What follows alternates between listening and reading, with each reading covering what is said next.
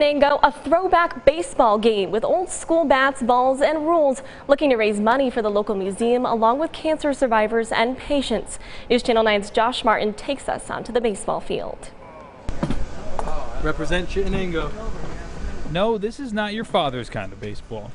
Or your grandfather's. This is our annual vintage baseball game. We play with 1860s rules. You heard that right. 1860. Back in canal times in Chittenango, baseball looked a lot like this. The Chittenango Landing Canal Boat Museum puts this game on every year. To benefit the Canal Museum and the Patrick Weiss Foundation, which is a local cancer society. The Chittenango team was made up of volunteers.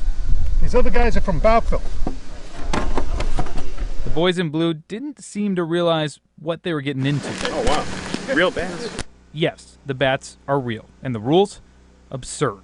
There's no gloves, so catching a ball becomes even more difficult. That's what we're trying to figure out. It's the best way of catching the ball. Pitchers throw underhand, but they have a little more leeway when it comes to the strike zone. You get 3 strikes, but you get 8 balls. So The laces on the ball are only there to hold it together. All right, play ball.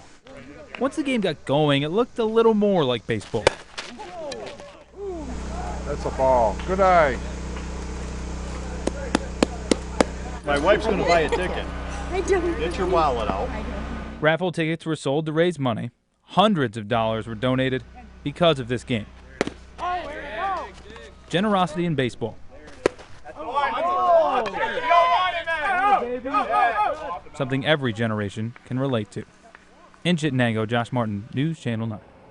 And happening just down the road from that baseball game is an antique tractor trailer get-together over by the Chittenango Landing Canal Boat Museum. The Central New York Antique Tractor Club putting some of their tractors and farm equipment on display. The museum itself is listed on the National Register of Historic Places. Events like this one help preserve the history of the museum and get the word out on what it has to offer. It's always good for people to support the museum. We need the help to keep the dry docks, which are the only ones in the country, restored right here in Chittenango, New York.